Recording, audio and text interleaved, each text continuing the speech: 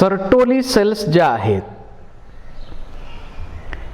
त्या Sertoli cells कशा, pyramid cells, columnar pyramid cells आहेत. या स्पर्म्सना अटॅचमेंटसाठी सरफेस दिला जातो, यांना नरिश केलं जातं. हे इमॅच्युअर स्पर्म आहेत, त्यांना नरिश केलं जातं आणि याच्याकडं FSH सर्टोली सेल्स काय करतात, FSH डायरेक्ट इथं येणार नाही स्पर्मॅटोजेनेसिसला, किंवा ब्लड इकडे येत नाही आत, तर ते सर्टोली सेल मार्फत हॉर्मोन्स इकडे येतात. त्याच्यासाठी androgen binding site, binding protein, androgen binding protein इथं आहेत. अँड्रोजन बाइंडिंग प्रोटीन हे हॉर्मोन्स इथून सिक्रेट केले जातात. त्याचबरोबर फोटल लाईफमध्ये, म्हणजे फोटल लाईफ जे असतं म्हणजे त्या बेबीचा पहिल्या 8 आठवड्यांचा कालावधी जो असतो तो असतो एम्ब्रिओ, आणि 9व्या आठवड्यापासून जन्म होईपर्यंत त्याला आपण फिटस म्हणतो. तर त्या फिटल लाईफमध्ये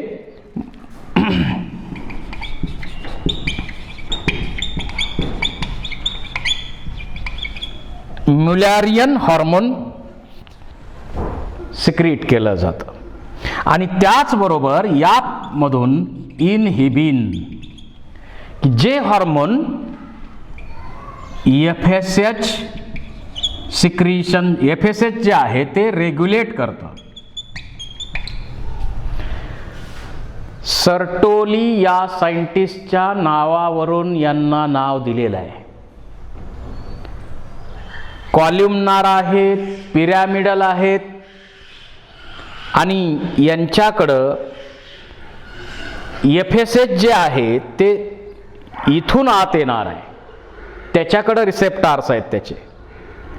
अँड्रोजन बाइंडिंग प्रोटीन इथून सिक्रीट केलं जातं आणि फोटल लाईफमध्ये मुलारियन हार्मोन इथून सिक्रीट केलं जातं आणि त्याचबरोबर इनहिबिन हे FSHचं रेग्युलेशन करणारं हॉर्मोनसुद्धा या सर्टोली सेल्स सिक्रीट करतात. तेव्हा सर्टोली सेलचा रोल अतिशय महत्त्वाचा आहे इथं. आता स्पर्मॅटोजेनेसिसची प्रोसेस ही कंटिन्यू होणारी प्रोसेस आहे. म्हणजे इथं जर आपण आता दाखवलं स्पर्मॅटोजेनेसिसची प्रोसेस ही कंटिन्यू होणारी प्रोसेस आहे. जर्मिनल एपिथेलियम, त्याच्यापासून जर्म सेल्स, स्पर्मॅटोगोनियल सेल्स, स्पर्मॅटोगोनियल सेल्स पासून primary spermatocytes, primary स्पर्मॅटोसाइट्समध्ये meiosis first होऊन सेकंडरी स्पर्मॅटोसाइट, सेकंडरी स्पर्मॅटोसाइट पासून स्पर्मॅटिड्स आणि शेवटी त्याच्यापासून बनणार स्पर्मॅटोझोआ, स्पर्म्स. ही प्रोसेस इथून इथपर्यंत सतत होणारी आहे. पुढची स्टेप गेली की त्याच्या मागनं दुसऱ्या सेल डिवाइड होत असतात, कारण जर्मिनल सेलमध्ये सतत डिव्हिजनची ॲबिलिटी आहे. 74 डेज त्यासाठी लागतात इथपासून इथपर्यंत जायला. आणि मग तयार झालेले जे स्पर्म आहे त्यांना अटॅचमेंटसाठी सरफेस प्रोव्हाइड करणं, त्यांना नरिश करणं, हे काम इथं केलं जातं. आणि मग त्याच्याबरोबर FSH इथूनच येणं, FSHचे बाइंडिंग साईट इथंच आहेत. अँड्रोजन बाइंडिंग प्रोटीन इथून सिक्रेट केलं जातं. फोटल लाईफमध्ये मुलारियन हार्मोन सिक्रेट केलं जातं आणि इनहिबिन, FSHचं रेग्युलेशन करण्यासाठी इनहिबिन इथून सिक्रेट केलं जातं. आता हा मधला पार्ट जो आहे त्याच्यामध्ये ब्लड व्हेसल्स आहेत. या मधल्या पार्टमध्ये ब्लड व्हेसल्स असणार, नर्व्स असणार. तर याच्यामध्ये इथं एक सेलचं पॅच आहे, patch of cell present in between seminiferous tubules. हे जे पॅच आहे या पॅचला आपण म्हणतो लेडिग सेल्स. हेही सायंटिस्टच्या नावावरनं नाव दिलेलं आहे. लेडिग सेल्स एंडोक्राइन सेल्स आहेत, हॉर्मोन सिक्रीट करणाऱ्या सेल्स आहेत. एंडोक्राइन सेल्स आहेत, हॉर्मोन सिक्रीट करणाऱ्या सेल्स आहेत, त्यांना आपण लेडिग सेल्स म्हणतो किंवा इंटरस्टिशियल सेल्स. आणि या इंटरस्टिशियल सेल्स वरती ज्याप्रमाणे प्युबर्टी पिरियडला सेक्शुअल मॅच्युरिटीच्या वेळी त्या मेल इंडिव्हिज्युअलमध्ये पिच्युटरीकडनं FSH आणि LH येत असतात, त्यापैकी FSH काय करणार, स्पर्मॅटोजेनेसिसची प्रोसेस घडवण्यासाठी स्टिम्युलस देणार. आणि LH काय करतं, LH हे हॉर्मोन ल्युटिनायझिंग हॉर्मोन ते याच्यावरती ॲक्ट होतं, इंटरस्टिशियल सेल्सवरती ॲक्ट होतं, इंटरस्टिशियल सेल्सना स्टिम्युलेट करतं. आणि तो स्टिम्युलस मिळाल्यानंतर या इंटरस्टिशियल सेल्समधून अँड्रोजन सिक्रीट होतात.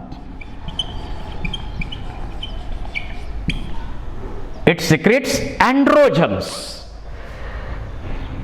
आणि मग मेलमध्ये या हॉर्मोनला इंटरस्टिशियल सेल स्टिम्युलेटिंग हॉर्मोन असंही त्याला नाव दिलेलं आहे.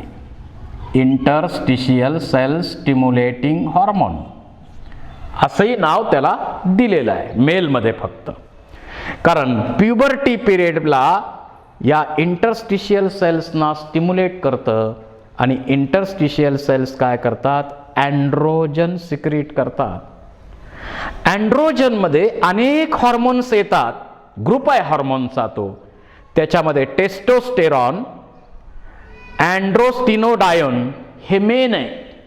आणि मग डायहायड्रोटेस्टोस्टेरॉन, डिहायड्रॉक्सी इपेंड्रोस्टेरॉन आणि डिहायड्रॉक्सी इपेंड्रोस्टेरॉन सल्फेट असे हे वेगवेगळ्या टाईपचे अँड्रोजन्स आहेत.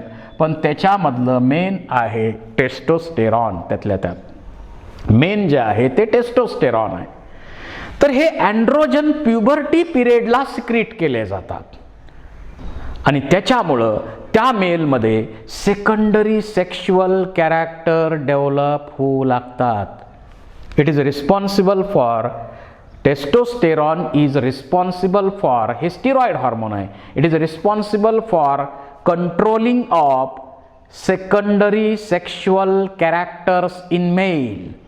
आता लहान मुलांच्या चालण्यावरनं बोलण्यावरनं त्याची जे चालण्याचा बोलण्याचा पॅटर्न आहे त्याच्यावरनं आपण त्याचं सेक्स ठरवू शकत नाही. परंतु प्युबर्टी पिरियडला गेल्यानंतर काय होतं, सेक्शुअल मॅच्युरिटीच्या वेळी काय होतं, साधारण 8-9 वर्षानंतरचा काळ आहे. 8 ते 18, 7 ते 17 या दरम्यानचा तो काळ आहे. या दरम्यान LH या सेल्सना स्टिम्युलेट करतं. त्यामुळं इंटरस्टिशियल सेल्स काय करतात, अँड्रोजन सिक्रीट करतात. आणि अँड्रोजन काय करतं, सेकंडरी सेक्शुअल कॅरेक्टर रेग्युलेट करतं. मग सेकंडरी सेक्शुअल कॅरेक्टर कोणकोणत्या डेव्हलप होतात. लहान मुलांच्या आवाजावरनं आपल्याला बदल कळतो का, मेलचा आवाज आहे का फिमेलचा, नाही. पण व्होकल कॉर्ड जे आहेत ते या हॉर्मोनमुळं, व्होकल कॉर्ड जे आहेत डीप व्हॉइससाठी ब्रॉड आहेत, त्याच्यामुळं डीप व्हॉइस कार्डा आवाज ही मेलमध्ये असणारी सेकंडरी सेक्शुअल कॅरेक्टर आहे. निसर्गानं प्रत्येक गोष्टीमध्ये, बऱ्याच गोष्टीमध्ये आपल्याला वेगळं करण्याचा प्रयत्न आहे. जरी सगळ्या मेलच्या आवाजामध्ये एक वेगळेपण असलं तरी त्यातून पुन्हा वेगळं काय केलंय, प्रत्येक व्यक्तीच्या आवाजामध्ये फरक आहे. जो अमिताभ बच्चनचा आवाज आहे त्यांच्या मुलाचा तो आवाज आहे का, नाही.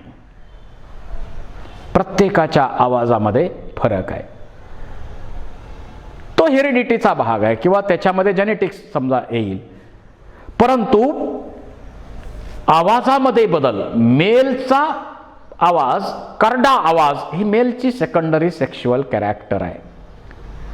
लहान मुलं चालताना लक्षात आपल्या येत नाही की मेल किंवा फिमेल असं सेपरेशन नाही, पण नंतर मात्र अँड्रोजनच्या सिक्रिशनमुळं त्याचं शोल्डर गर्डल जे आहे, पेक्टोरल गर्डल आहे, ते वेल डेव्हलप असतं. तुम्ही स्पर्धा वगैरे पाहता, या पेक्टोरल गर्डल बिकम्स वेल डेव्हलप्ड, प्रोटीन मेटाबॉलिझम वाढतं. स्ट्रॉंग मस्क्युलर डेव्हलपमेंट ही मेलची सेकंडरी सेक्शुअल कॅरेक्टर आहे. फेशियल हेअर्स, बियर्ड्स, दाढी मिशा येणं ही मेलची सेकंडरी सेक्शुअल कॅरेक्टर आहे. आणि चालताना त्याची स्टाईल अशी आहे. ही स्टाईल जी आहे ती सुद्धा कुणामुळे आहे? टेस्टोस्टेरॉन. स्ट्रॉंग मस्क्युलर डेव्हलपमेंट, त्याचबरोबर सेक्शुअल अर्ज या दरम्यान या हॉर्मोनच्या सिक्रिशनमुळेच इंडिव्हिज्युअलला अपोजिट सेक्सच्या म्हणजेच फिमेल पार्टनरबद्दल आकर्षण जास्त असतं. स्ट्रॉंग ॲफिनिटी जी निर्माण होते त्याच्यासाठी सुद्धा टेस्टोस्टेरॉन रिस्पॉन्सिबल आहे. त्याचबरोबर असा कोणता रोल या टेस्टोस्टेरॉनचा आहे की जो किडनीशी संबंधित आहे, असा जर MCQ विचारला, इट इन्क्रीज दी Na+ रिॲब्सॉर्प्शन. हा रोल जो आहे टेस्टोस्टेरॉनचा तो किडनीशी संबंधित आहे. हा मुद्दा पण तुम्ही क्वेश्चनसाठी लक्षात असू द्या. तेव्हा मेलच्या लाईफमध्ये टेस्टोस्टेरॉनचं महत्त्व फार आहे. जर का टेस्टोस्टेरॉनमध्ये सिक्रिशन जर प्रॉपर होत नसेल त्याचं, तर गडबड आहे. टेस्टोस्टेरॉनचं सिक्रिशन प्रॉपर होत नसेल किंवा गोनॅडची डेव्हलपमेंट प्रॉपर होत नसेल तर त्या माणसाच्या आयुष्यामध्ये फार मोठे प्रॉब्लेम निर्माण होतात. मग आपण पाहतो फिजिकली काही इंडिव्हिज्युअल मेल असतात. आपण चालताना असं चालतो, पण ते चालताना असं चालतात. आता असं चालणं हा फिमेलचा पॅटर्न आहे. फिजिकली मेल आहे ते, पण पॅटर्न कोणाचा फॉलो करतोय? फिमेलचा. आता लहान असताना आपल्याला आईनं पंजन घातले, कपडे कुठले जरी घातले, लिपस्टिक लावले, कुणी काही म्हणणार नाही. पण आता जर मेल इंडिव्हिज्युअल आहे असं त्या आई म्हणू शकते का, लहान असताना तुला मी लिपस्टिक लावली, पैंजण घातले, आत्ताही घाल? शक्य नाही, कारण सेक्शुअल डिफरन्सिएशन आता टेस्टोस्टेरॉनमुळे झालेलं आहे. काही इंडिव्हिज्युअल्स तुम्ही पाहता त्यांच्याकडं सेक्सशी संबंधित हे किंवा टेस्टोस्टेरॉनशी संबंधित, गोनॅडशी संबंधित जे प्रॉब्लेम्स क्रिएट होतात किंवा काही जेनायटल प्रॉब्लेम्स असतील, जेनायटल प्रॉब्लेम्स असतील, त्यांच्यामुळं ते इंडिव्हिज्युअल दिसताना मेल आहेत. Physically they are male, but their behavioural pattern is just like a female. फिमेलचे कपडे घालून फिरणं, लिपस्टिक लावणं, हावभाव करणं, वेगळ्याच पद्धतीनं टाळ्या वाजवणं. आपण पाहतो टोल नाक्यावर इकडं तिकडं टाळ्या वाजवणारे लोक पाहतो. Such individuals are called as neuter. त्यांच्याकडं एकतर जेनेटिक्स मध्ये गडबड असेल, गोनॅड सेक्स हॉर्मोन मध्ये गडबड झाली तर माणूस आयुष्यातून उठेल. जर टेस्टोस्टेरॉन नीट सिक्रिशन झालं नाही तर त्याची चालण्याची स्टाईल फिमेल सारखी, त्याची बोलण्याची स्टाईल फिमेल सारखी असं होतं. असे इंडिव्हिज्युअल आपण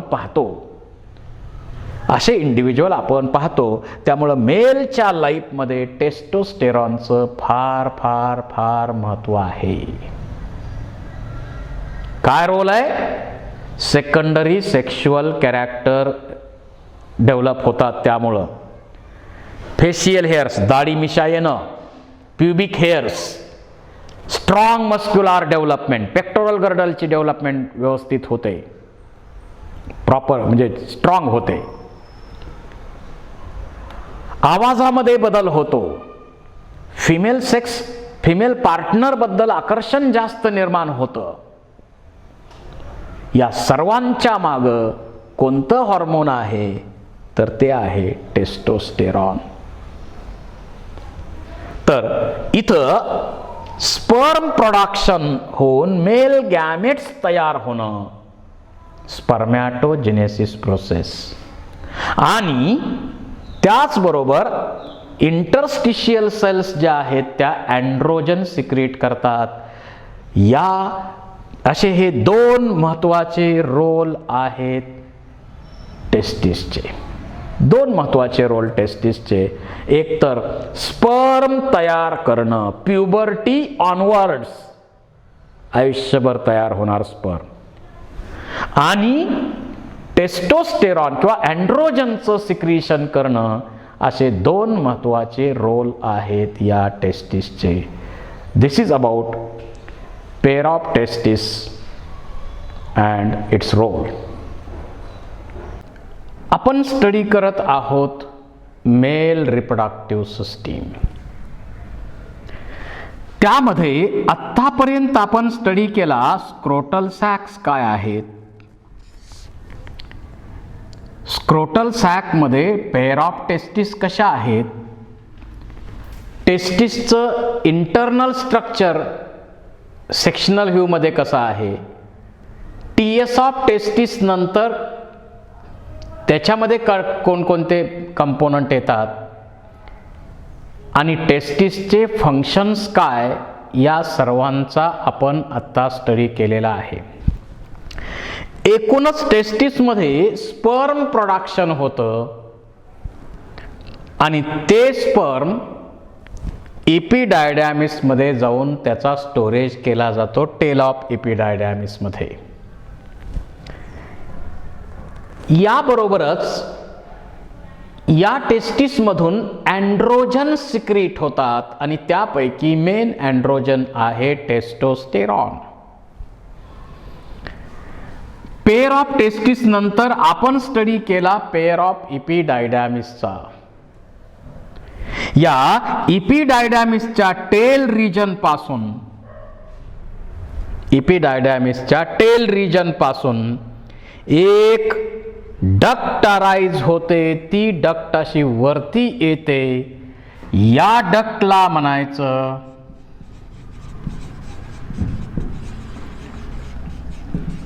वास डिफरन्शिया. ही डक्ट 40 सेंटीमीटर एवढ्या लांबीची आहे. बेस ऑफ इपिडायडॅमिस पासून अराइज होणार, तिथून वरती येणार आणि इंज्युएनल कॅनॉल मधून ती डक्ट आत येते आणि युरिनरी हे युरेटर्स जे आहेत, समजा युरेटर असा इथं, या युरेटरला वळसा घालून हे वास डिफरन्शिया इकडे येतात आणि आत आल्यानंतर हे सेमिनल व्हेसिकल बरोबर कंबाईन होतात आणि त्यापासून बनते इजॅक्युलेटरी डक्ट. त्यापासून बनते इजॅक्युलेटरी डक्ट. याच्यामध्ये तसा विचार केला तर स्ट्रॅटिफाईड सुडो स्ट्रॅटिफाईड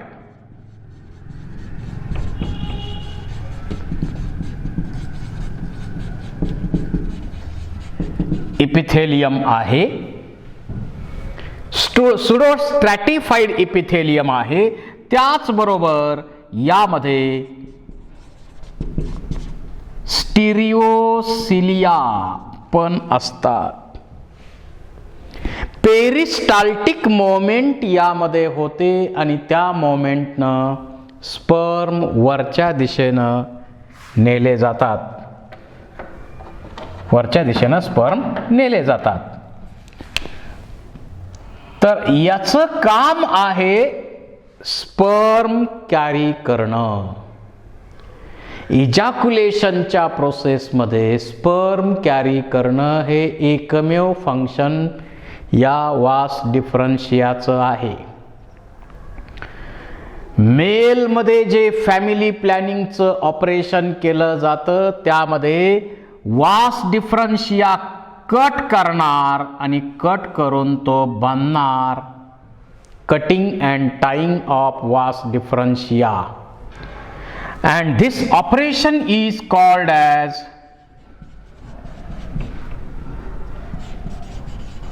वॅसेक्टोमी. या ऑपरेशनला काय नाव दिलेलं आहे? वॅसेक्टोमी. म्हणजे स्पर्म प्रोडक्शन तर सतत सुरू आहेच, पण हे स्पर्म कॅरी करणारी ही जी डक्ट आहे ती डक्ट कट केल्यामुळं इथून वरच्या पुढच्या पॅसेजमध्ये स्पर्म जाणार नाहीत. आणि हे परमनंट मेथड जे आहे ऑपरेशनची, मेलमध्ये फॅमिली प्लॅनिंगचं जे ऑपरेशन केलं जातं त्याला आपण म्हणतो वॅसेक्टोमी. तर याचं फंक्शन आहे टू कॅरी स्पर्म्स. आणि वरती गेल्यानंतर वरती इंजोइनल कॅनॉल मधून वरती जाणार, युरेटरला असा वेढा घालून इथं आत येणार आणि सेमिनल व्हेसिकल बरोबर कंबाईन होणार आणि इथं 2.5 सेंटीमीटर 2.5 सेंटीमीटरची एक डक्ट तयार होते. त्या डक्टला इजॅक्युलेटरी डक्ट असं आपण म्हणतो. When vas differentia joins with seminal vesicle, it forms ejaculatory duct. की जी डक्ट वास डिफरन्शिया फक्त स्पर्म कॅरी करणार आहे, पण इजॅक्युलेटरी डक्ट या सेमिनल व्हेसिकलचं सिक्रीशन जे आहे, सेमिनल व्हेसिकल महत्वाची ग्लँड आहे. सेमिनल व्हेसिकल महत्वाची ग्लँड आहे. इथं सेमिनल व्हेसिकल दोन्ही साईडला आहेत. याच्यामधून 60% सीमेन सिक्रीट केलं जातं. 60% सीमेनचं सिक्रीशन या ठिकाणी होत असतं, सेमिनल फ्लुइडचं सिक्रीशन. यामध्ये अनेक महत्वाचे कंपाऊंड्स येतात. त्या स्पर्मला नरिश करण्यासाठी इथं फ्रक्टोज नावाची शुगर आहे. सेमिनल व्हेसिकल मध्ये याची लेंथ जर पाहिली तर 5 centimeter in length, and it is lined by ciliated columnar epithelium.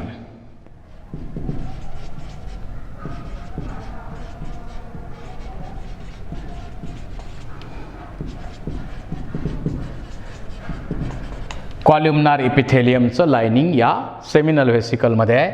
आणि त्याचं जे सिक्रीशन आहे, टोटल सिमेनच्या 60% सिक्रीशन इथलं आहे. त्याच्यामध्ये फ्रक्टोज नावाची शुगर आहे. फ्रक्टोज आहे, सायट्रेट आहे. आता फ्रक्टोज शुगर ह्युमनच्या बॉडीमध्ये फ्रक्टोज नावाची शुगर कुठंही नसते. ही फळामधली शुगर आहे, ही फ्रूट शुगर आहे. बॉडीमध्ये कुठल्याही ऑर्गनमध्ये फ्रक्टोजच्या फॉर्ममध्ये शुगर नसते. आणि फ्रक्टोज शुगर फक्त या सेमिनल व्हेसिकलच्या सिक्रीशनमध्ये स्पर्मला नरिश करण्यासाठी ही फ्रक्टोज शुगर इथं असते. त्याचबरोबर एन्झाईम आहे, हॅलोयुरिनेज. त्याचबरोबर फायब्रिनोजिन आहे,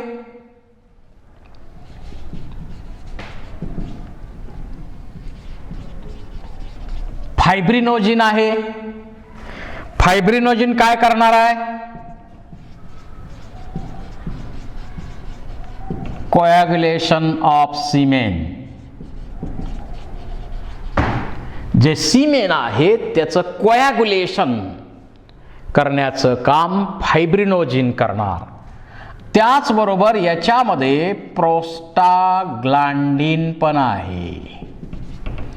हे फिमेलच्या जिनायटल ट्रॅकमध्ये गेल्यानंतर प्रोस्टाग्लॅंडिन तिथल्या युटेराईन मोमेंट्स, सर्वायकल रिजनमध्ये मोमेंट्स, स्पर्म आत घेण्यासाठी प्रयत्न तिथं केले जातात. त्याच्यासाठी तिथं काही मोमेंट्स व्हायला पाहिजेत. त्या मोमेंट्स प्रोस्टाग्लॅंडिनमुळं होतात. तर असं 60% कॉन्ट्रीब्युशन आहे सेमिनल व्हेसिकलचं टोटल सीमेनच्या. 5 centimeters in length, lined by columnar epithelium, and it contains fructose, citrate, hyaluronidase, fibrinogen for coagulation of semen and prostaglandin. हे अल्कलाइन आहे. सिक्रिशन जे आहे ते अल्कलाइन आहे. टोटल सीमेनचंच सिक्रिशन हे अल्कलाइन असतं. 7.35 to 7.5 हा pH आहे त्या सीमेनचा. तर ही सेमिनल व्हेसिकल ग्लँड ज्यावेळी कंबाईन होते त्यावेळी इथं बनणार इजॅक्युलेटरी डक्ट. 2.5 सेंटीमीटरची इजॅक्युलेटरी डक्ट, की जी डक्ट स्पर्म पण कॅरी करेल आणि सेमिनल व्हेसिकलचं सिक्रिशन जे आहे ती कॅरी करेल. आणि ही डक्ट युरेथ्रामध्ये ओपन होते. मेलमध्ये युरेथ्रामध्ये ओपन होणार. त्याच्यानंतर युरेथ्रा हा पार्ट जर आपण विचारात घेतला तर मेलमध्ये 20 सेंटीमीटर एवढी त्याची लेंथ आहे. मेलमध्ये 20 सेंटीमीटर एवढी त्याची लेंथ आहे. आणि त्याचा सुरुवातीचा हा जो 2.5 सेंटीमीटर पार्ट आहे याला म्हणायचं प्रोस्टॅटिक युरेथ्रा. त्याच्यानंतर त्याच्या पुढचा भाग जो 2.5 सेंटीमीटरचा पार्ट आहे त्याला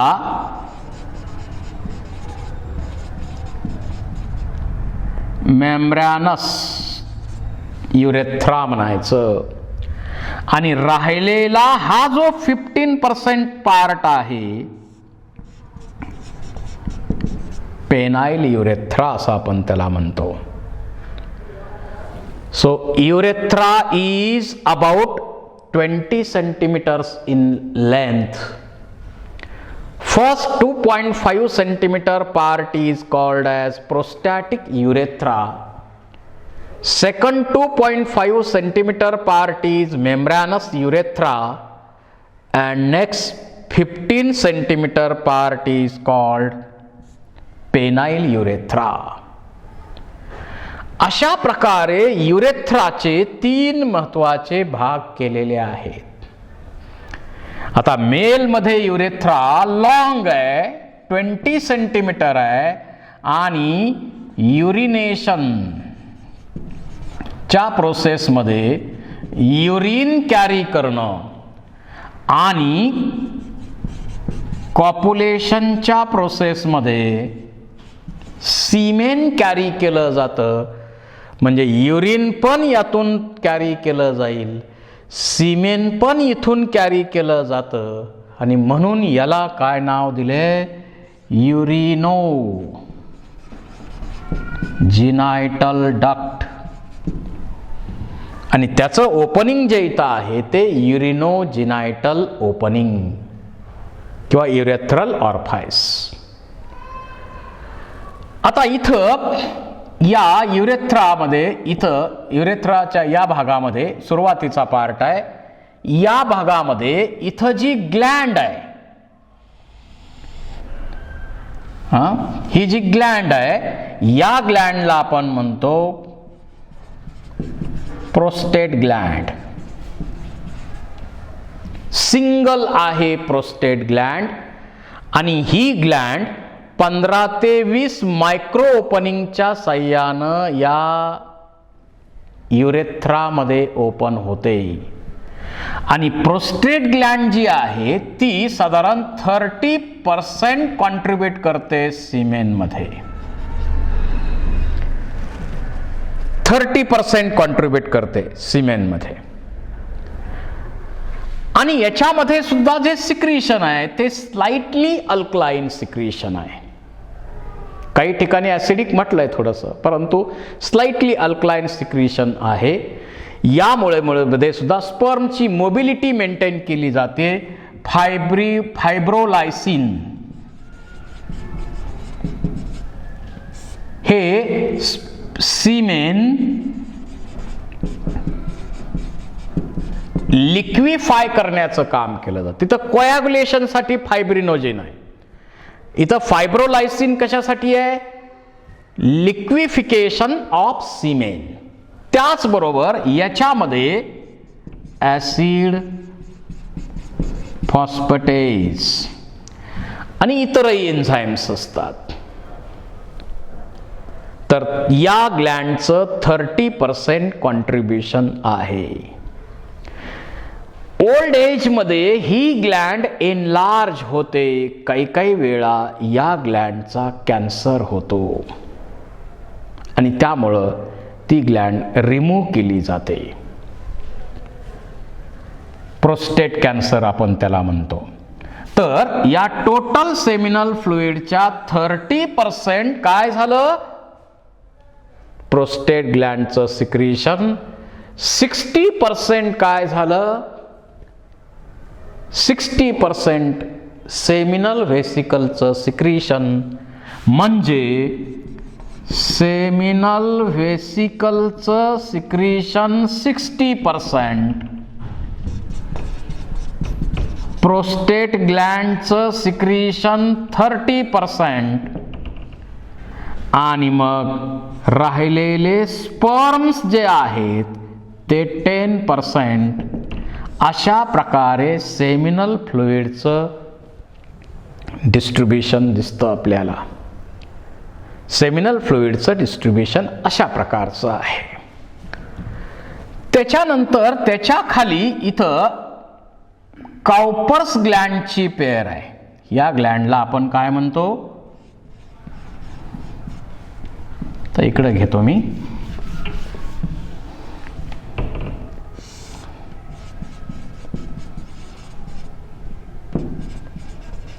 Cowper's gland 4 to 5 centimetre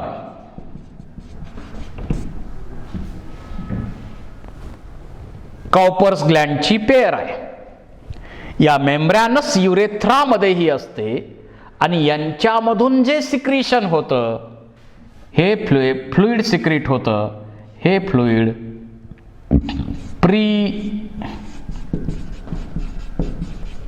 pre इजॅक्युलेशनच्या वेळी, म्हणजे सीमेन इजेक्ट केलं जातं त्याच्यापूर्वी, सेक्शुअल एक्साइटमेंटच्या दरम्यान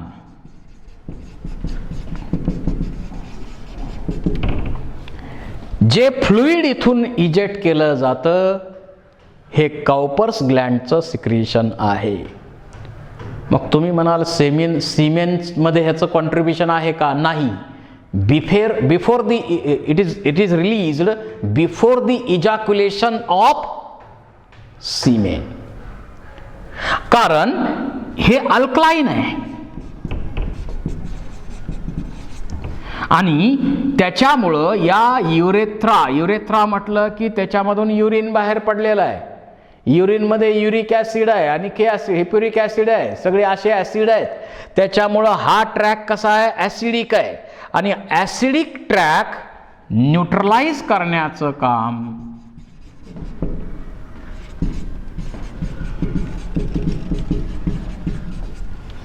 इथं केलं जातं. It neutralise the acidic tract. जो ॲसिडिक ट्रॅक आहे तो न्यूट्रलाइज करण्याचं काम केलं जातं या काउपर्स ग्लँडच्या सिक्रिशनमुळं. म्हणजे इजॅक्युलेशनच्या अगोदर यांचं सिक्रिशन होतं सेक्शुअल एक्साइटमेंटच्या दरम्यान. आणि याचं काही सीमेनमध्ये काउंटिंग आपण करत नाही कारण अगोदरच ते बाहेर आलेलं असतं. त्यानंतर पुढचा महत्वाचा पार्ट आहे पेनिस.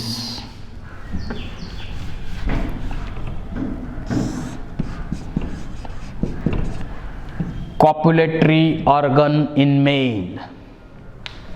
मेलमध्ये हा अतिशय महत्वाचा कॉप्युलेटरी ऑर्गन आहे. मेलमध्ये हा कॉप्युलेटरी ऑर्गन आहे. आणि या पेनिसमध्ये 3 महत्वाचे पार्ट येतात. याच्यामध्ये 3 महत्वाचे पार्ट येतात. याच्यातला रूट, त्यानंतर शाफ्ट आणि त्याच्यानंतर ग्लान्स पेनिस.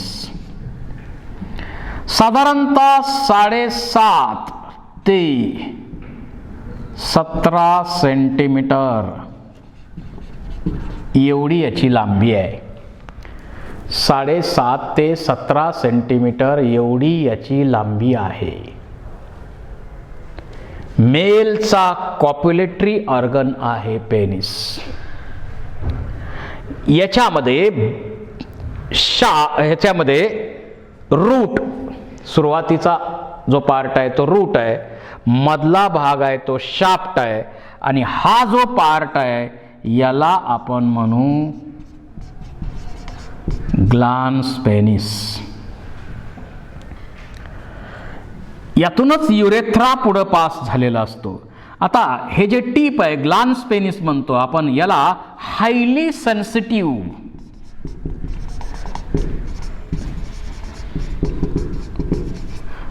सेन्सिटिव्ह पार्ट म्हणतो आपण. Glans penis is a extension of corpus spongiosum. It is highly sensitive part of this system. याच्यावरती स्किनचा फोल्ड असतो. त्या स्किनच्या फोल्डला आपण म्हणतो प्रिप्यूस. आपण म्हणतो. परंतु काही वेळा या प्रिप्यूसचा प्रॉब्लेम होतो. डेली याची स्वच्छता करणं गरजेचं आहे. मायक्रो ऑर्गॅनिझम, बॅक्टेरियापासून याचं संरक्षण करणं गरजेचं आहे. आणि काही वेळा या प्रिप्यूसमध्ये प्रॉब्लेम होऊ शकतो प्रिप्यूसमुळं. म्हणून काही रिलिजियस मध्ये लहान असतानाच प्रिप्यूसचं कटिंग केलं जातं. सुंता करणे असं आपण त्याला म्हणतो. काही कम्युनिटीमध्ये सुंता करणं, तसं तर ते फार महत्त्वाचं आहे, सायंटिफिक आहे, त्याला कुठलीही अडचण नाही आहे. चांगली गोष्ट आहे ती तशा प्रकारे. तर या ठिकाणी छोट्या छोट्या ग्लँड असतात. इथं छोट्या ग्लँड्स आहेत. या ग्लँडला आपण म्हणतो ग्लँड ऑफ टायसन. आणि याच्यामधून सिक्रीट केलं जातं सेग्मा. एक व्हाईटिश वेगळा स्मेल असणारं फ्लुइड इथून सिक्रीट केलं जातं. त्याला आपण म्हणतो सेग्मा. जर या पेनिसचा आपण ट्रान्सव्हर्स सेक्शन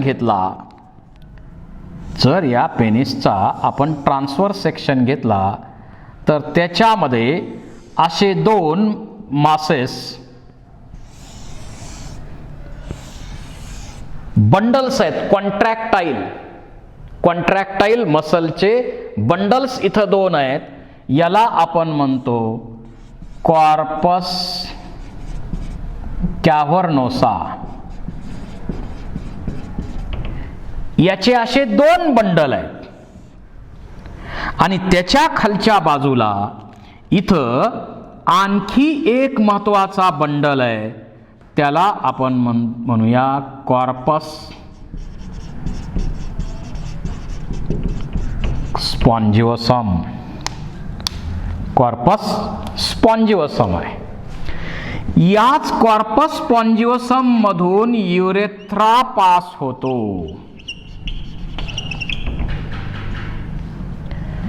मग तुम्हाला MCQ यामध्ये विचारला जातो की युरेथ्रा नेमका कशामधून पास होतो, तर कॉर्पस स्पॉन्जिओसम मधून तो पास होतो. कॉन्ट्रॅक्टाईल मसल्स आहेत. ज्यावेळी सेक्शुअल एक्साइटमेंटची प्रोसेस होत असते त्यावेळी या पेनिसमध्ये सायनसेस आहेत भरपूर. या सायनसेसमध्ये 10 पटीनं 10 टाइम्स ब्लड, व्हेनस ब्लड अर्थात त्याच्यामध्ये ब्लड, त्या सायनसेसमध्ये ब्लड भरलं जातं आणि मग या कॉन्ट्रॅक्टाईल मसल्स ज्या आहेत त्या इरेक्टाईल मसल्स आहेत त्या इरेक्ट होतात. That is related to erection of penis during sexual excitement that becomes tight. इरेक्शनची प्रोसेस होताना यामध्ये 10 पटीनं जास्त ब्लड भरलं जातं. म्हणजे जाणाऱ्या रक्तवाहिन्या ब्लड 10 पटीनं घेऊन जाणार, येणाऱ्या 10 पटीनं येत नाहीत आणि त्यामुळं तिथं ब्लड भरपूर साठून राहतं सायनसेसमध्ये. That becomes erection of penis. हा पेनिस काय करणार, सेक्शुअल रिप्रोडक्शन म्हणजे कॉप्युलेशनच्या प्रोसेसमध्ये वजायनामध्ये सेमिनल फ्लुइड रिलीज करणार आणि युरेथ्रा यातूनच पास झालेला असल्यामुळं युरिनेशनच्या प्रोसेसमध्ये युरिन कॅरी करायचं काम सुद्धा केलं जाईल. तर असे आहेत वेगवेगळे स्ट्रक्चर्स, असे आहेत मेल रिप्रोडक्टिव्ह सिस्टीमचे वेगवेगळे स्ट्रक्चर्स. आपण स्क्रोटल सॅकचा स्टडी केला, पेअर ऑफ टेस्टिसचा स्टडी केला, पेअर ऑफ इपिडायडॅमिसचा स्टडी केला, पेअर ऑफ वास डिफरन्शियाचा स्टडी केला, त्यानंतर सेमिनल व्हेसिकलची पेअर आहे, इथं इजॅक्युलेटरी डक्टची पेअर आहे, सिंगल प्रोस्टेट ग्लँड आहे, काउपर्स ग्लँडची पेअर आहे, युरेथ्रा आहे आणि पेनिस आहे. मेल रिप्रोडक्टिव्ह सिस्टीममध्ये हे अतिशय महत्त्वाचे पार्ट्स आहेत. Thank you very much.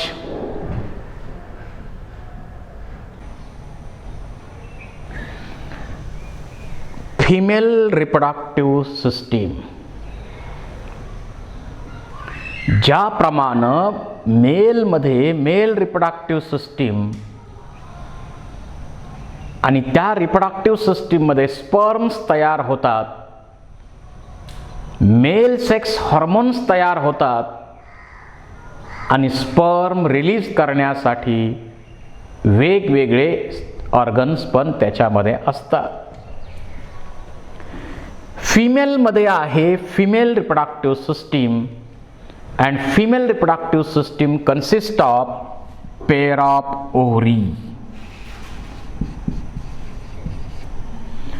ओव्हरीची pair आहे, प्रायमरी सेक्स ऑर्गन आहे फिमेल मध्ये. त्याच्यानंतर ओव्हिडक्ट, पेअर ऑफ ओव्हिडक्ट किंवा फॅलोपियन ट्यूब त्याला आपण म्हणतो. त्याच्यानंतर हा पार्ट जो आहे त्याला आपण म्हणतो युटेरस. युटेरस नंतर हा जो युटेरसचाच पार्ट आहे सर्विक्स आणि त्याच्यानंतर हा पार्ट म्हणजे वजायना आणि त्याच्या बरोबरीनं मग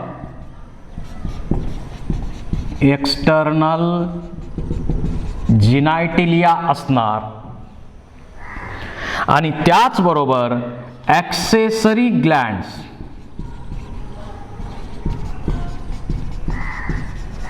यामध्ये मॅमरी ग्लँड आणि Bartholin gland. Female reproductive system consists of pair of ovaries, ओव्हरीची पेअर, ओव्हिडक्टची पेअर सिंगल ओम किंवा युटेरस, सिंगल ओम किंवा युटेरस. त्यानंतर वजायना, एक्सटर्नल जिनायटिलिया आणि ॲक्सेसरी सेक्स ग्लँड्सच्या या सिस्टीम बरोबर असोसिएटेड आहेत मॅमरी ग्लँड्स आणि Bartholin glands. Pair of ovary, these are present on either side of uterus. युटरसच्या दोन्ही साइडला ओव्हरीची पेअर आहे. यामध्ये 3 सेंटीमीटर एवढी लांबी आहे आणि 1.5 सेंटीमीटर याची विड्थ आहे. 1.5 सेंटीमीटर एवढी याची विड्थ आहे या ओव्हरीची. ओव्हल स्ट्रक्चर आहे आणि या ओव्हरीला अनेक प्रकारचे लिगामेंट्स यांनी सपोर्ट केलेला आहे. जसं ओव्हरियन लिगामेंट, त्याच्याबरोबर सस्पेन्सरी लिगामेंट, इथं ओव्हरियन लिगामेंट, सस्पेन्सरी लिगामेंट आणि पेरिटोनियमचा फोल्ड आहे इथं. या पेरिटोनियमच्या फोल्डमुळं सुद्धा ओव्हरी अशा सस्पेंडेड आहेत. याला आपण म्हणतो मेसोव्हेरियम.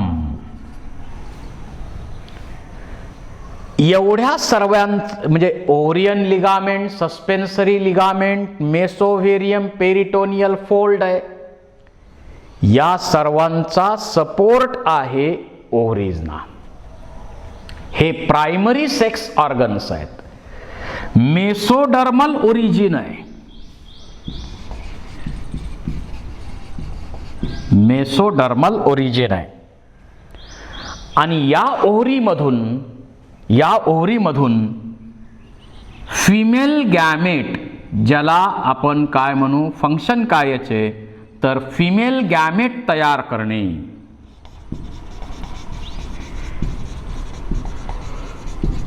मग त्याला आपण सेकंडरी oocyte म्हणू. काही स्टेजला ते ओहम पण असं म्हणता येईल. वेगवेगळ्या स्टेजमध्ये त्याची नावं थोडी वेगळी आहेत. पण फिमेल गॅमेट तयार करणं हे एक या ओव्हरीचं फंक्शन आहे. आणि त्याचबरोबर इस्ट्रोजन्स हा हॉर्मोनचा ग्रुप आहे. फिमेल सेक्स हॉर्मोन्स आहेत. यामध्ये इस्ट्रोजन आहे, प्रोजेस्टेरॉन आहे. हे मेन हॉर्मोन्स यामधून सिक्रीट केले जातात. तर ओव्हरीचे functions 2, production of female gamete आणि इस्ट्रोजन्स जे आहेत, म्हणजे त्याच्यामध्ये प्रोजेस्ट्रॉन, इस्ट्रोजन हे फिमेल सेक्स हॉर्मोन्स आहेत, त्यांचं सिक्रिशन करणे. आपण ओव्हरीचे बाकीचे डिटेल्स नंतर विचारात घेणार आहोत. आत्ता फक्त सिस्टीम आपण अगोदर स्टडी करतोय. त्याच्यानंतर या ओव्हरीकडनं सेकंडरी oocyteच्या फॉर्ममध्ये ओहम रिलीज केला जातो. कुठं? सेकंडरी oocyte रिलीज केला जाणार मेन्स्ट्रुअल सायकलच्या मध्यावर, mid day of menstrual cycle. कुठं? ॲब्डॉमेन. ॲब्डॉमेनमध्ये दर महिन्याला एका ओव्हरीकडनं, या महिन्याला या ओव्हरीकडनं, तर पुढच्या महिन्यात या ओव्हरीकडनं, कारण अल्टरनेट ओव्ह्युलेशन यांच्यात होत असतं. सेकंडरी oocyte ॲब्डॉमेनमध्ये रिलीज करतात या ओव्हरीज. त्याच्यानंतर सेकंड पार्ट आहे ओव्हिडक्ट. त्यालाच आपण फॅलोपियन ट्यूब म्हणतो. फॅलोपियन ट्यूब म्हणतो. याला मेसो सॅल्पिनक्स याचा सपोर्ट आहे. पेरिटोनियल फोल्ड मेसोसॅल्पिनिक्स त्याचा या ओव्हिडक्टला सपोर्ट असतो. ओव्हिडक्ट 10 to 12 सेंटीमीटर लेंथ असलेली आहे आणि या ओव्हिडक्टमध्ये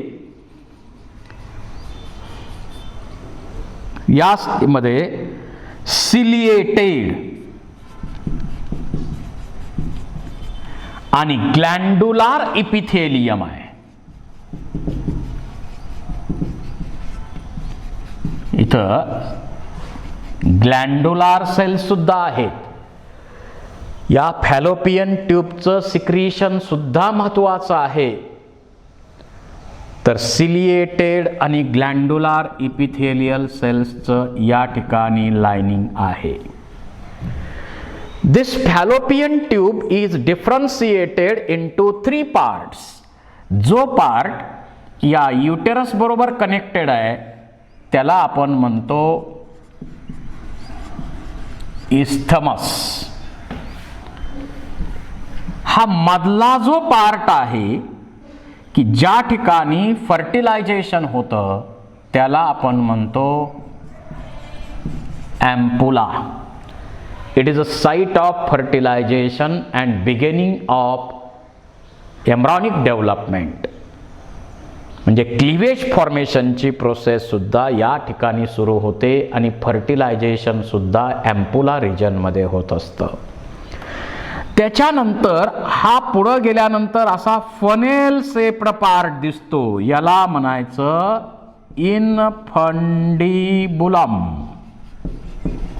इनफंडिबुलम. फनेल शेप्ड आहे. हा फनेल शेप्ड पार्ट आहे आणि या फनेल शेप्ड पार्ट कडे 10 to 15 फिंगर लाइक स्ट्रक्चर दिसतात. त्याला आपण म्हणतो फिम्ब्री. अशा समजा हा इस्थमस आहे, एम्पुला आहे आणि हा पार्ट आहे इनफंडिबुलम. त्याच्यामध्ये असे फिंगर लाईक स्ट्रक्चर असतात त्याला म्हणतो आपण फिम्ब्री. आणि सेंटरला एक ओपनिंग असतं. सेंटरला एक ओपनिंग यामध्ये आहे. या ठिकाणी इथं सेंटरला एक ओपनिंग असतं त्याला आपण म्हणतो ओस्टियम. या फिम्ब्री काय करणार, या सेकंडरी ओसाइटला पकडणार. फिम्ब्री काय करणार, हा जो सेकंडरी ओसाइट इथून रिलीज झालंय या सेकंडरी ओसाइटला पकडायचं काम, कॅच करण्याचं काम फिम्ब्री करतात आणि मग हे सेकंडरी ओसाइट या ओस्टियम मधून आत जाणार. हे नॉन मोटाईल आहे आणि ओस्टियम मधून आत जातं आणि इथं ओव्ह्युलेशन नंतर ओव्ह्युलेशनच्या प्रोसेसमध्ये ओव्हरीकडनं सेकंडरी ओसाइट ॲब्डॉमेन मध्ये रिलीज केलं. ते फिम्ब्रीनी कॅच केलं आणि कॅच केल्यानंतर ते सेकंडरी ओसाइट एम्पुला रिजन मध्ये जाऊन थांबलं. तिथं 1-2 दिवस ते फर्टिलायझेशनच्या प्रोसेसची वाट पाहणार. तर या फॅलोपियन ट्यूबचं फंक्शन काय, एकतर फिम्ब्रीचं काम कॅच दी सेकंडरी ओसाइट, ओस्टियम मधून आत येणार आणि एम्पुला मध्ये फर्टिलायझेशनची साइट आहे. त्याचबरोबर क्लिवेज डेव्हलपमेंटची सुरुवात सुद्धा इथंच होत असते. आणि मग सिलिएटेड इपिथेलियमनं मूवमेंट करत करत जो क्लिवेज फॉर्मेशनच्या प्रोसेस मधला जो एम्ब्रिओ आहे तो पुढं सिलिएटेड इपिथेलियम आहेत ना इथं, त्याच्या सहाय्यानं पुढं हा युटेरस मध्ये येत असतो. फिमेल मध्ये जे फॅमिली प्लॅनिंगचं ऑपरेशन केलं जातं, परमनंट मेथड जी केली आहे त्याच्यामध्ये ही फॅलोपियन ट्यूब कट केली जाते, कट करायची आणि बांधायची. Cutting and टाईंग.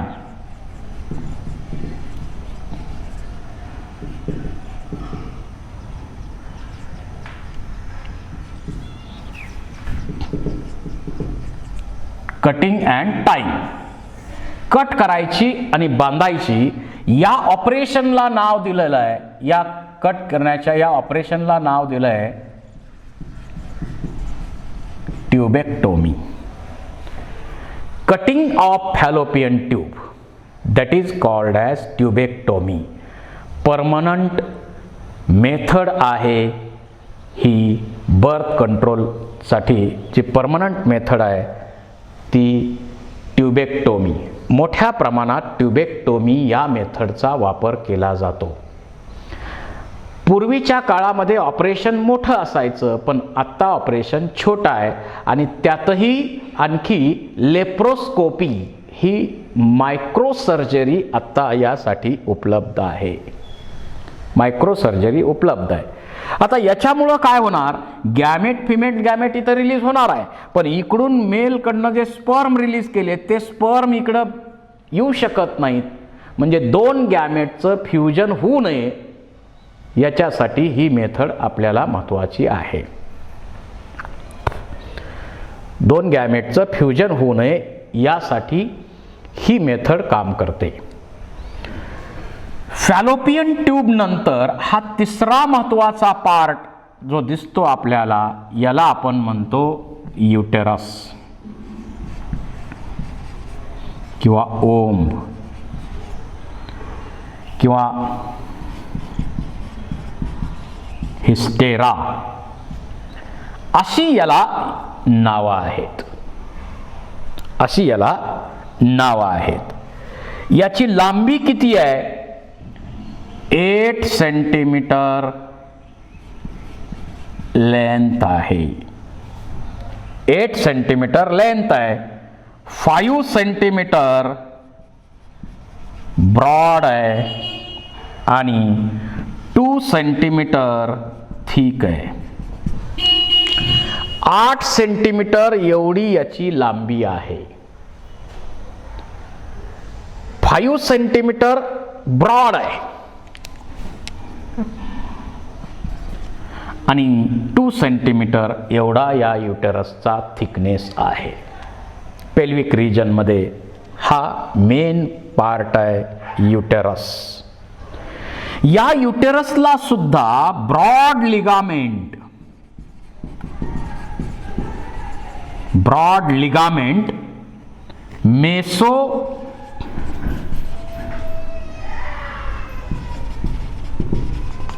मेट्रियमचा सपोर्ट आहे.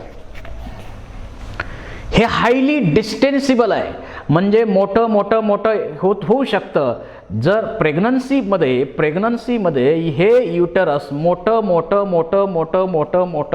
500 पटीनं हे मोठं होऊ शकतं प्रेग्नन्सी पिरियडमध्ये. असं हे हायली डिस्टेन्सिबल आहे स्ट्रक्चर. यामध्येच 9 महिने ज्या डेव्हलपमेंट होणार आहेत त्या बेबीच्या, पहिल्या 8 आठवड्यापर्यंत त्याला आपण एम्ब्रिओ म्हणतो.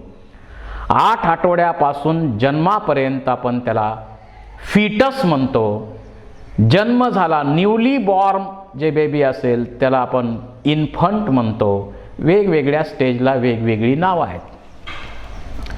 या युटेरसचा हा upper most dome shaped part आहे, त्याला आपण म्हणतो फंडस.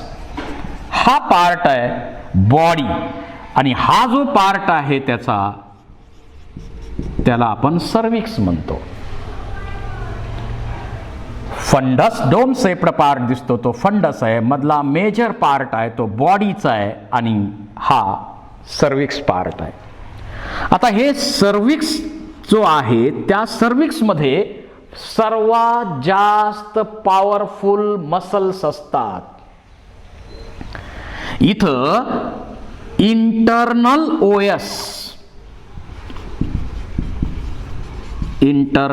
ओएस म्हणजे ओपनिंग. या बाजूला आहे एक्सटर्नल ओएस, एक्सटर्नल ओपनिंग, आणि हा जो मधला पार्ट आहे, हा मधला भाग आहे, त्याला आपण म्हणतो सर्वायकल कॅनॉल. Cervical canal.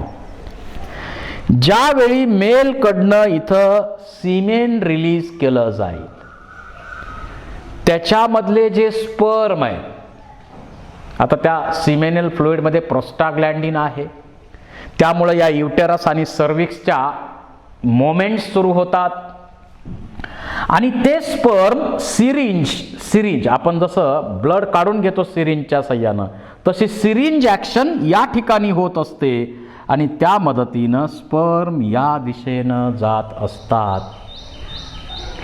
त्याच्यासाठी सर्विक्स हा अतिशय महत्त्वाचा पॉवरफुल मस्क्युलेचर असलेला पार्ट फिमेल रिप्रोडक्टिव्ह सिस्टीममध्ये आहे. इंडियामध्ये फिमेलमध्ये सर्वायकल कॅन्सरचं प्रमाण सर्वात जास्त आहे.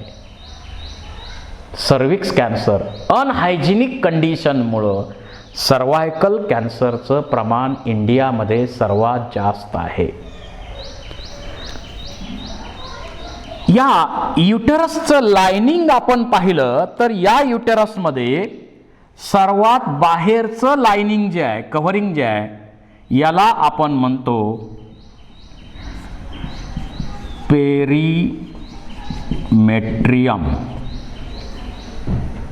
पेरीमेट्रियम सर्वात आउटरमोस्ट कव्हरिंग आहे ते पेरीमेट्रियम आहे. त्याच्यानंतर याच्या आतलं जे कव्हरिंग आहे ते स्मूथ मसल्सनी बनलेलं आहे. स्मूथ मसल्सनी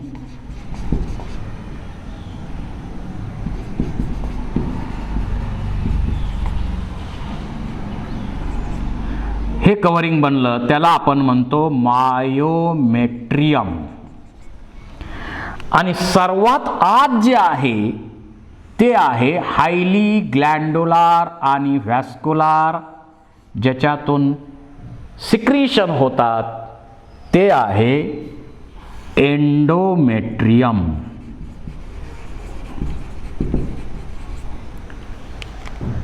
बाहेरचं perimetrium, middle myometrium, inner endometrium असे 3 कव्हरिंग्ज यामध्ये असतात.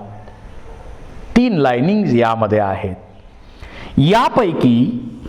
यापैकी मायोमेट्रियम जे आहेत त्याचा उपयोग मायोमेट्रियममध्ये स्ट्रॉंग कॉन्ट्रॅक्शन होतं ऑक्सिटोसिन हॉर्मोनच्या सिक्रिशनमुळं. पार्च्युरेशन म्हणजे चाइल्ड बर्थच्या प्रोसेसमध्ये या मायोमेट्रियमचा रोल आहे. कॉन्ट्रॅक्शन रिलॅक्सेशन असं सारखं केलं जातं युटेरसमध्ये. वरनं थोडं प्रेस केलं जातं आणि ते बेबी हळूहळू खाली जाईल आणि एक्सपेल होईल. पार्च्युरेशनच्या प्रोसेसमध्ये ज्या लेबर पेन्स, ज्या कळा येतात, त्या मायोमेट्रियमचं कॉन्ट्रॅक्शन झाल्यामुळं होत असतात. लेबर पेन्स म्हणतो आपण. ऑक्सिटोसिन त्यावेळी सिक्रीट होत असतं, त्यामुळं मायोमेट्रियम कॉन्ट्रॅक्ट होतं. एंडोमेट्रियम जे आहे ते एम्ब्रॉनिक डेव्हलपमेंटसाठी महत्वाचं आहे. म्हणजे 4थ्या दिवशी तो मोरुला इथं आल्यापासून चाइल्ड बर्थची प्रोसेस होईपर्यंत त्या ठिकाणची जबाबदारी कोण घेतंय? सुरुवातीच्या काळामध्ये नरिशमेंट करणं, नंतर प्लासेंटा इथून पण तयार होत असतो, दोन्ही फिटस आणि याच्यामध्ये प्लासेंटा तयार होतो, आणि मग त्या फिटसला नरिश करणं, त्याचं एक्सक्रिटरी मटेरियल घेणं, अशी अनेक कामं इथं केली जातात. या युटेरसचं फंक्शन ते आहे. एक तर एम्ब्रॉनिक डेव्हलपमेंटमध्ये सगळ्या एम्ब्रॉनिक डेव्हलपमेंटसाठी युटेरस महत्त्वाचं आहे. आजच्या काळामध्ये ज्या पॅरेंटल पेअरला एखादा जोडपा आहे, त्यांना मूल होत नाही, त्याच्यासाठी अनेक पर्याय आहेत, परंतु त्याच्यामध्ये फिमेलचा युटेरस प्रॉब्लेम करतोय, असं जर असेल तर ते दुसऱ्या मदरचा युटेरस या डेव्हलपमेंटसाठी घेऊ शकतात. दुसऱ्या मदरचा युटेरस घेण्याची पद्धत आहे. आपल्या गव्हर्नमेंटनं सुद्धा त्याला परवानगी दिलेली आहे. सरोगेट मदर म्हणजे भाडोत्री आई, की एम्ब्रॉनिक डेव्हलपमेंटसाठी फक्त दुसऱ्या मदरचा युटेरस वापरला जातो, त्याला आपण म्हणतो सरोगेट मदर. ती सिस्टीम आता जगामध्ये सगळीकडे वापरली जाते. आपल्याही देशात त्याला परवानगी दिलेली आहे. तर एम्ब्रॉनिक डेव्हलपमेंट या ठिकाणी होतात आणि यातला जो फंक्शनल लेअर असतो, इनरमोस्ट पडदा आहे, हा पडदा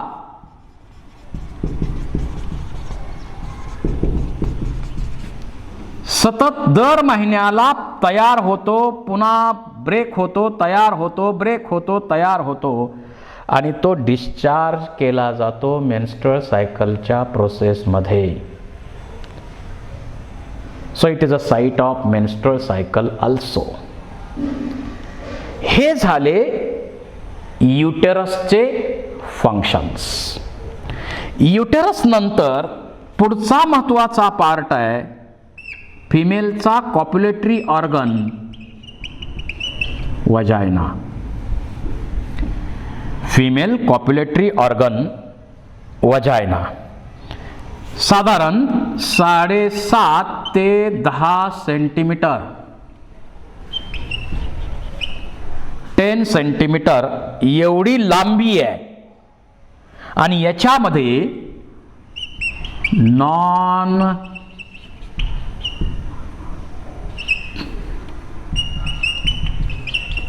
नॉन केराटिनाइज्ड स्ट्रॅटिफाईड इपिथेलियम आहे. नॉन केराटिनाइज्ड स्ट्रॅटिफाईड इपिथेलियमनं लाइनिंग केलेलं आहे. याचं इथं आपल्याला अनेक फोल्ड दिसतात, त्याला वजायनल रज म्हणतो आपण.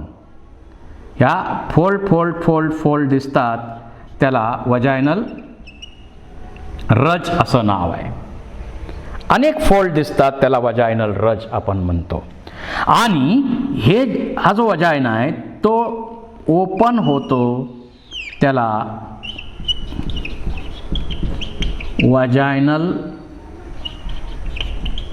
ऑरफाइस म्हणतो. वजायनल ऑरफाइसनं वजायना ओपन होणार. एक्सटर्नल जिनायटिलियाच्या त्या ठिकाणी त्याचं सेपरेट ओपनिंग आहे. बिफोर प्युबर्टी,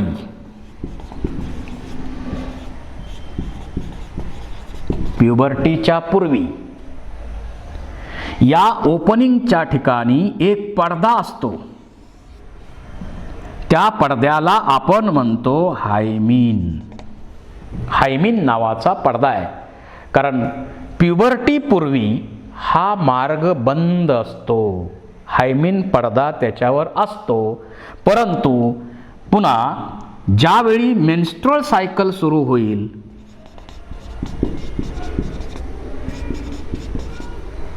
स्टार्ट होईल, त्यावेळी हा हायमीन जो आहे दॅट बिकम्स परफोरेटेड.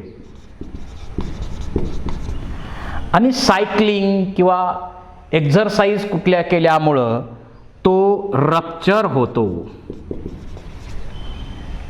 होऊ शकतो तो. So it is a not presence or absence of hymen is a not sign of virginity. काही समाजामध्ये आजही अंधश्रद्धा आहेत. जर हायमीन असेल तर ती व्हर्जिन फिमेल समजली जाते, परंतु असं नाही आहे. तो पडदा परफोरेट होतो मेन्स्ट्रुअल सायकलमध्ये आणि नंतर तो ब्रेक होतो, रप्चर होतो. सायकलिंग किंवा आणखी स्पोर्ट्स जे असतात त्याच्यामुळं हा रप्चर होऊ शकतो. So it is presence or absence of hymen is a not sign of virginity. ती व्हर्जिनिटीची साईन नाही आहे. त्यामुळं अनेक गैरसमज या संदर्भात आपल्याकडं आहेत समाजामध्ये. या वजायनामध्ये लॅक्टिक ॲसिड बॅक्टेरिया असतात. लॅक्टोबॅसिलाई. या लॅक्टिक ॲसिड बॅक्टेरिया काय करतात? लॅक्टिक ॲसिड तयार करतात. आणि लॅक्टिक ॲसिड तयार केल्यामुळं इथं वजायनाचं मीडियम जे आहे ते ॲसिडिक ठेवण्याचं काम केलं जातं. आणि ॲसिडिक मीडियममुळं मायक्रो ऑर्गॅनिझमपासून प्रोटेक्शन या वजायनाला मिळत असतं.